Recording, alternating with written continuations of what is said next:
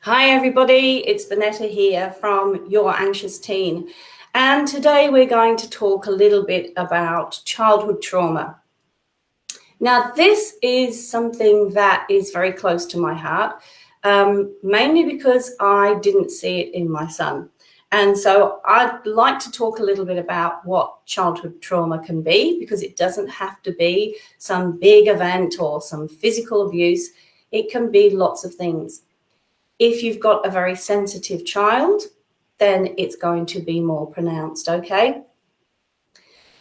When even we're, I suppose, pregnant or in the state of having, the birth happening or prior to that, our fetus can feel whatever we feel. So quite often, the anxiety that the baby feels is before birth, okay?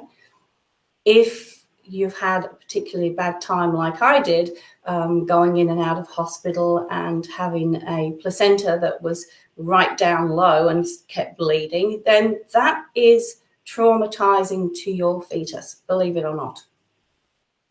If you've had a prolonged labor or if you've had an emergency C-section, then that is also traumatic.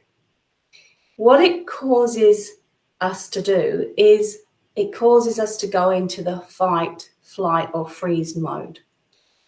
So you might find that when even you have your newborn baby, that it's crying all the time, or it feels like holding away, not breastfeeding, those sort of things, right? And that can be because they're already traumatized. A lot of my teens who I see as clients say that they always have felt this anxiety.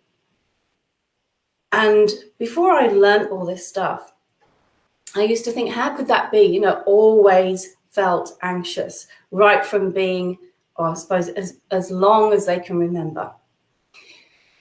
I read a book that really, I suppose, spelt this out to me, and it was called Don't Let Anyone Dull Your Sparkle. And this book was written by someone who actually had trained as a psychologist. And when she was training, she was going through childhood trauma. And she found that anything can be traumatizing to a child, and they hold on to that, okay? It really sort of like made me think in a different way. And she said that when she was training, she was almost put down by all the other the lecturers or the books that she'd read, said, no, that's not true. But she kept on with that. And her name is Doreen Virtue. And she became very spiritual because I suppose she had trauma from people saying she was wrong. And she sort of like went into her shell a bit, and I think also had depression. But it's true. Childhood trauma to a sensitive child can be a lot of things. If they suppress the emotions they feel at that time, that's when the problem comes along later in life. Because you're telling them it's wrong to feel the way they do. And it's not, right? Because whatever they're feeling is whatever they're feeling for whatever reason. So it's not wrong. When we I suppose, ask the child later on, how do you feel when this happens? Because we're looking for triggers, right, of what triggers them in this to start this anxiety state. It may be something that's actually flooding back into their body from their emotions. So let's think about some of the things that I actually know cause young children or teens to have these feelings of anxiety. One, shouting. Because if we're looking from the first months, right, of a baby being here, if you were born into chaos, so the the room that you're born into, there was some trauma going on with the actual birth, and people were shouting around you, that actually causes trauma to the baby. What about shaking them? Because if we're thinking about maybe young mothers or new mothers or mothers who already have anxiety themselves, shaking the baby, and it might be that you're thinking that you're like pushing a crib or something, but if you're doing it with the anxiety inside of you, it's the energy around that, okay? It's the energy around what you're doing. So if they know that you're anxious and that you're doing this because you're anxious, not to calm them, then that can also cause them to feel anxious, right? To be traumatized by it. Feeling abandoned. So if you're not there, and quite a lot of the time, if your child was born and had to go to the special baby care unit, then you were removed from them straight away. Even if you've had a cesarean section, right? You can't hold your baby straight away. The baby needs to feel safe. So if they're taken away from you straight away, that may cause them to feel abandoned. When I first heard this, I was like, that's crazy, because my son was all of those things, right? First of all, I had the bleeding placenta and had to go in and out of hospital. Secondly, he was born by cesarean section, and it was, I suppose, traumatic because it was a long labor. And thirdly, like I had had a cesarean section, therefore I didn't hold him straight away. So all of those things were present when he was actually born or before birth. What about the lack of food or warmth? So warmth, if they're put in a humidity crib or if they put somewhere where they're wrapped up tight, they can feel warm and protected. However, what about if they're born in an ambulance on the way? What if they're born on the street or in the living room on the floor? Then, of course, they're not feeling that warmth and that, having food straight away. So they're not being able to be fed straight onto the breast. What if the mother has problems feeding? So if you've had engorged breasts or if you've not got very good nipples and all that sort of stuff, and become extremely anxious when you're trying to feed, when that should be a time for you to connect. All trauma to a child, to a baby. What about the withdrawal from affection? So if you had postnatal depression, you're taking away your feelings and your emotions towards that baby. There's so much that we need to, I suppose, consider if we have a teen or a child that is experiencing anxiety, because anxiety doesn't just happen, right? It doesn't just happen. Something has to happen to cause that cycle of fight, flight, or freeze. And that's what starts an anxiety off inside of the body and causes stress to all the organs. Because if we are cutting down all those, the blood supply and the oxygen supply to all of those organs, because we're holding ourselves tight and we can't breathe deeply, we just feel as though we're threatened all the time. This happens. And so we're not allowed for our body to actually feel. And we're not allowed our body to have circulation. And that causes so much stress all through the body. Also, the adrenal glands that actually allow adrenaline to come out.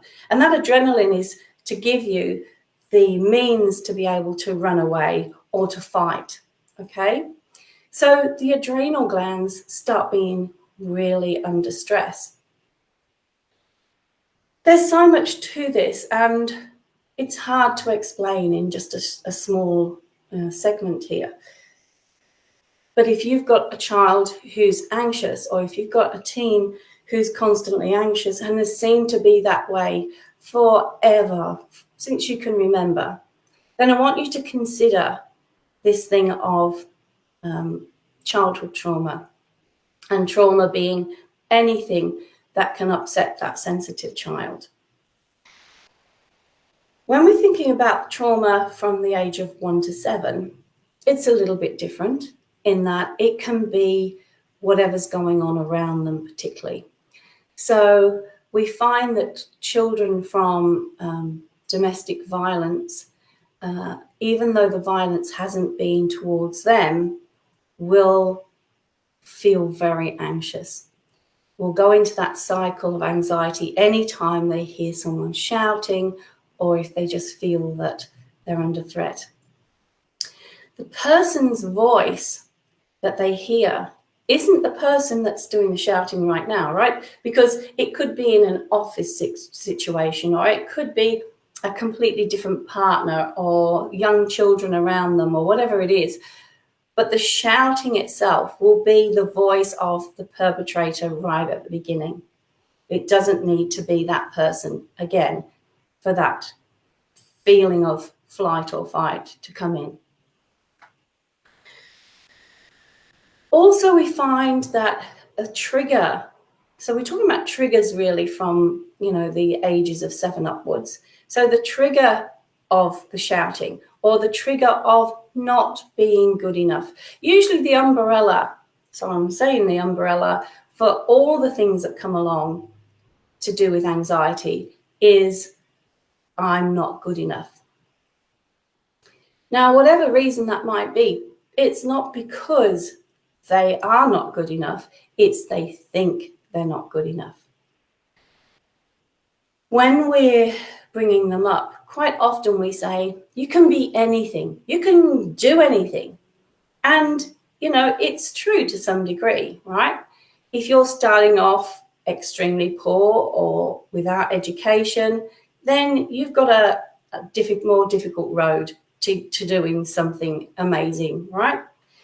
However, telling them that they can do anything sets it up in their mind that it's easy. It's easy, right, to do anything, to be anyone. Not true. Not true, usually. What we have to do is work hard and have a focus and know where we're going. And to know that mistakes happen, or that we don't have to be perfect. But as parents, we don't think that way, right? We're thinking from our adult, sensible, conscious mind of logic. But our children aren't. Their brains need to grow. And that logical side definitely starts off as a P, right? It really hasn't got any logic to it. So they go on what they're told, what they believe, what their experiences are. And I know that schools have been trying. They've been trying to, encourage children who haven't got great abilities to do well and to give prizes out, even though they haven't won. And that's a great start, right? But I think as parents, we need to be able to say to them, yes, you can probably do anything, but it does need a lot of hard work and focus. And for us to be able to encourage them to see their mistakes and to go, okay, well, what if that didn't work? What if that didn't work? Maybe we just need to learn that lesson, that thing, that, what we've been doing doesn't work. Let's try something different. Let's try a different way.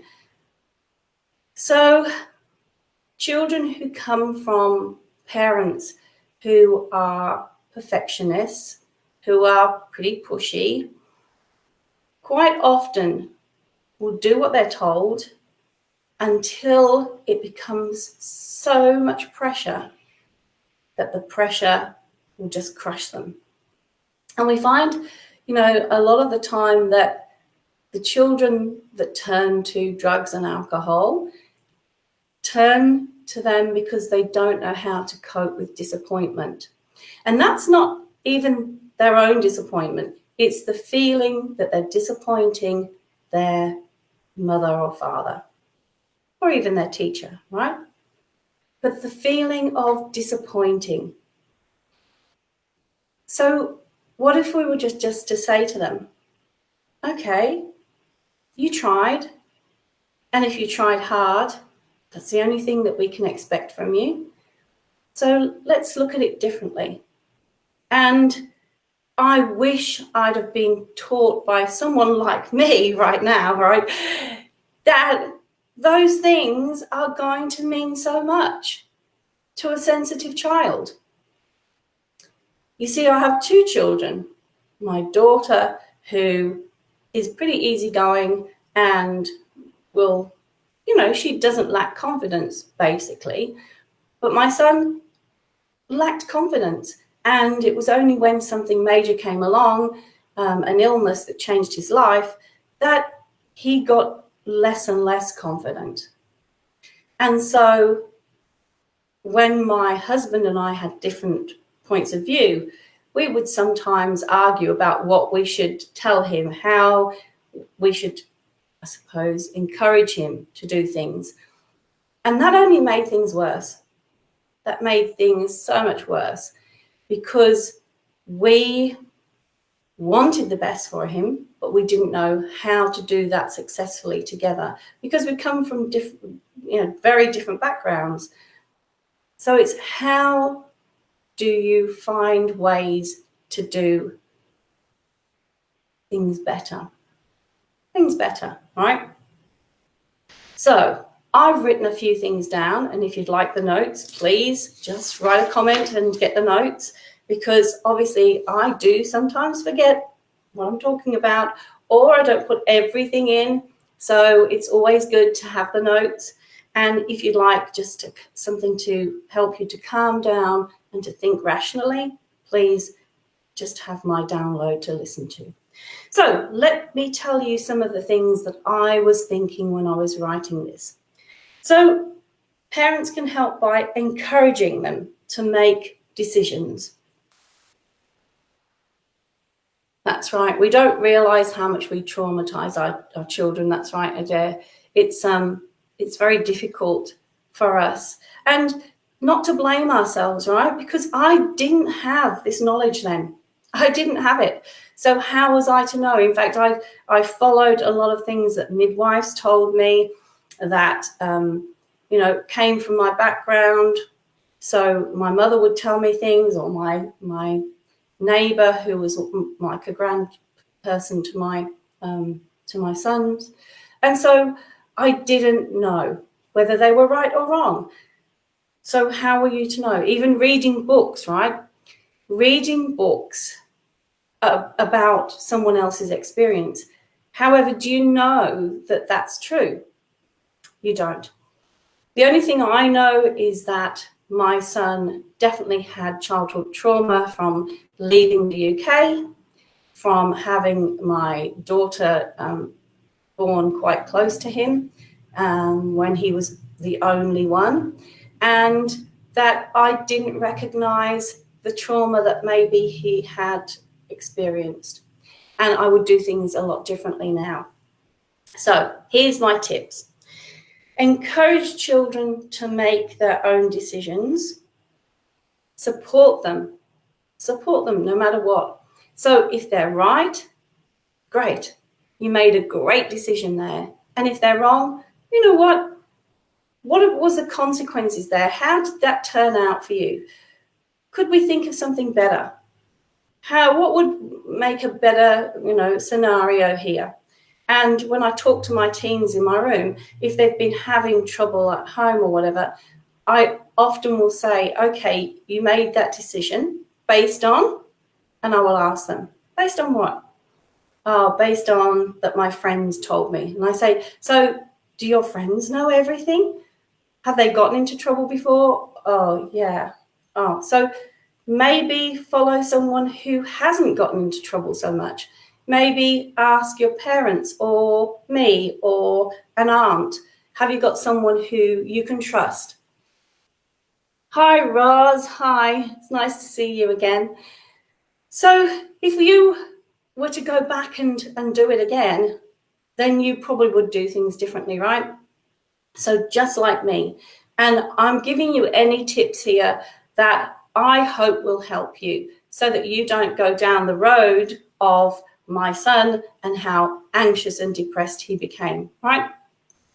Second, be sure that they know that they are loved. Okay. When your children are doing something that goes against your grain, right, then it sort of like makes you think, oh my gosh, I must have taught them wrong, or, what's happening here? But the thing is that we all have to learn, right? We all have to learn. And sometimes we learn from some real shit that goes down. So if we can actually say they are loved, but their behavior is not, that helps them to separate themselves from their behavior, right? Because they are two different things. Their behavior is because of something that's going down. That's not the person. And quite often we hear of people in domestic violence, right, that say, but I love that person. And you say, well, how can you? Because they have done this to you or done that. But what they've done is they've separated the person that they know underneath from the behavior of the addict. This doesn't always serve them very well because they let them get away with things because they love them.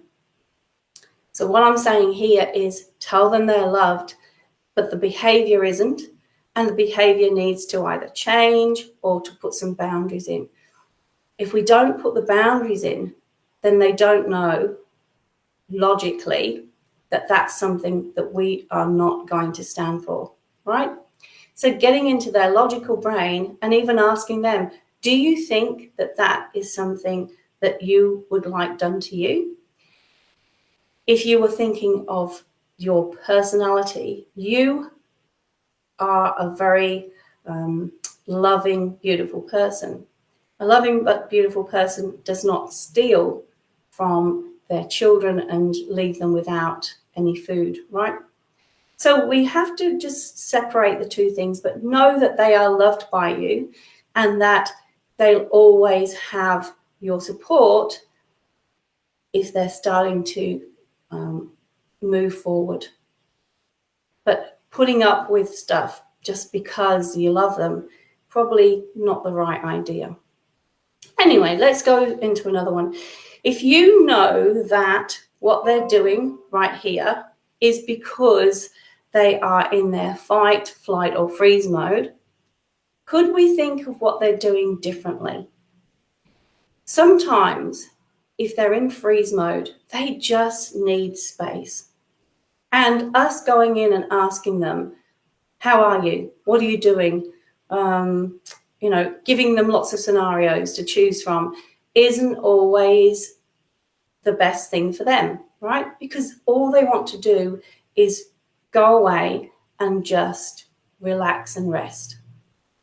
We can encourage them to do other things and say, hey, what about we go out for a walk in the fresh air? It's so nice outside today. Wouldn't it be nice just to go out and get some fresh air, go for a walk? This just encourages them to step out of their freeze mode. But why they're in there, we have to think. Is it because of what's surrounding them? Is it because of the energy that's around them in the house?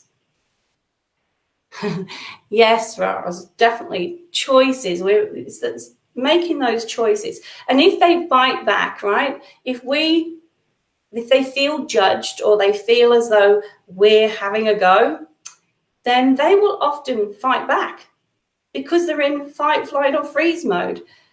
It's not personal, right?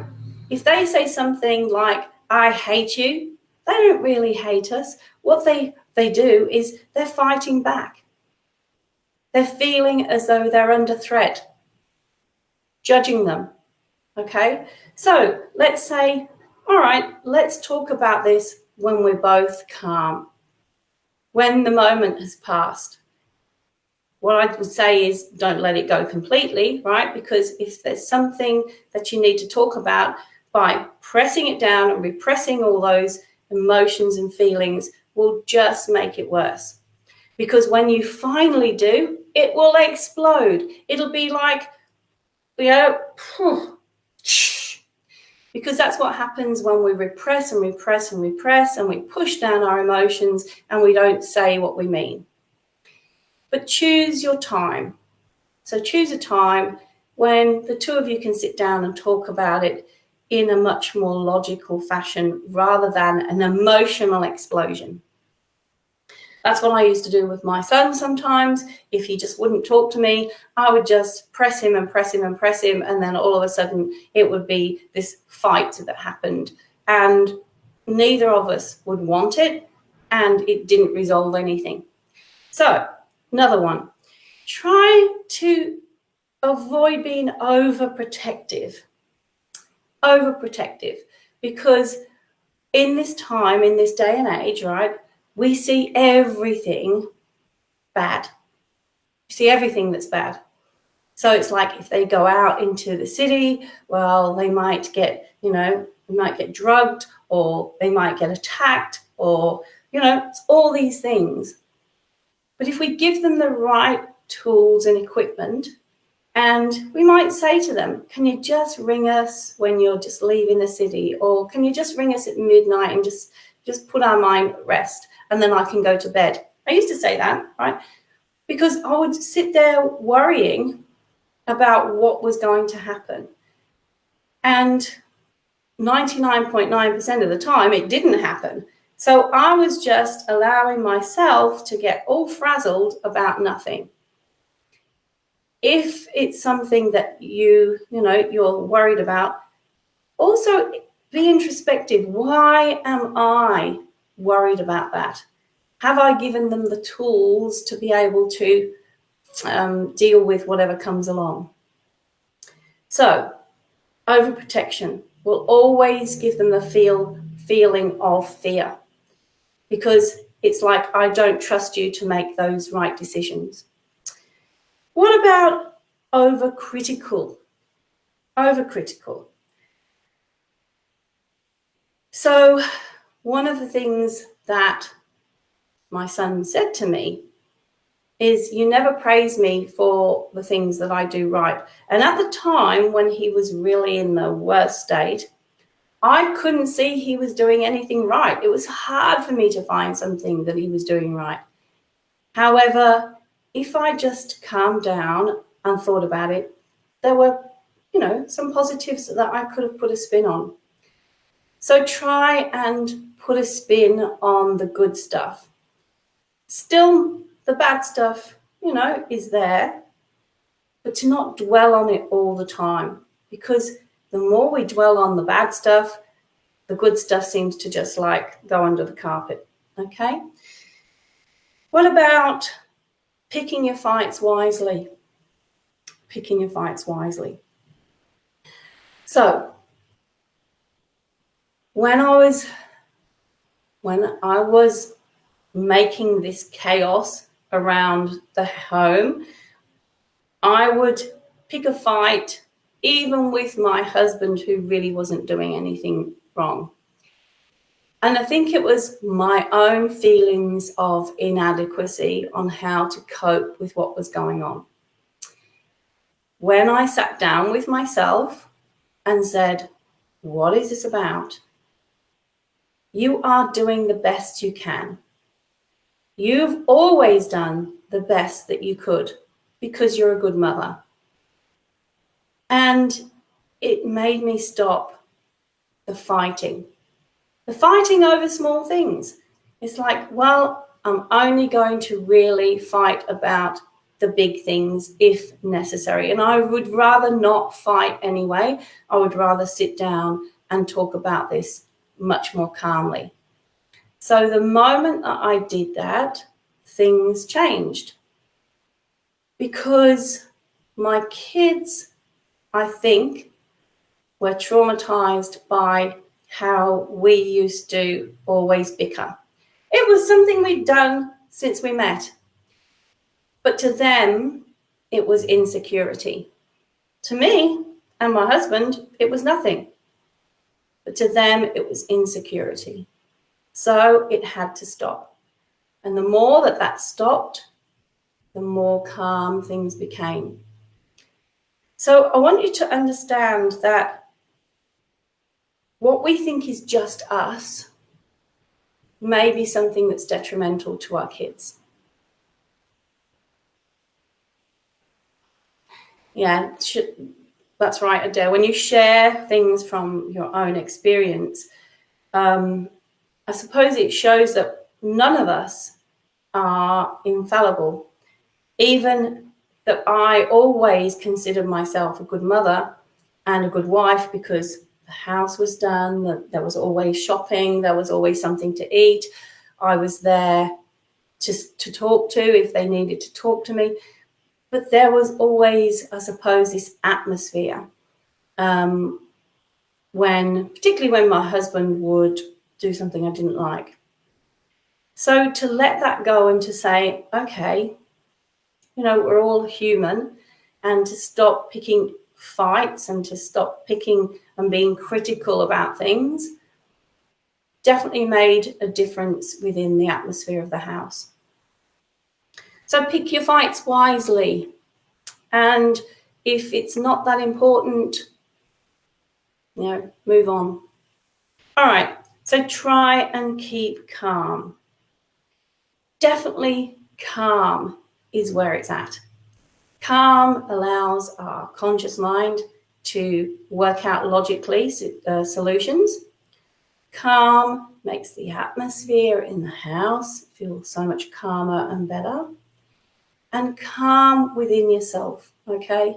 Because if we can stay calm, we can bring calm to the chaos. And this is the end today. So please, if you'd like any information, just ask me. I'm open to anything, any questions, and I'd love to help. So that's it for today. And thank you, anybody who's been listening. And if you've watched the replay, also thank you. Okay, bye for now.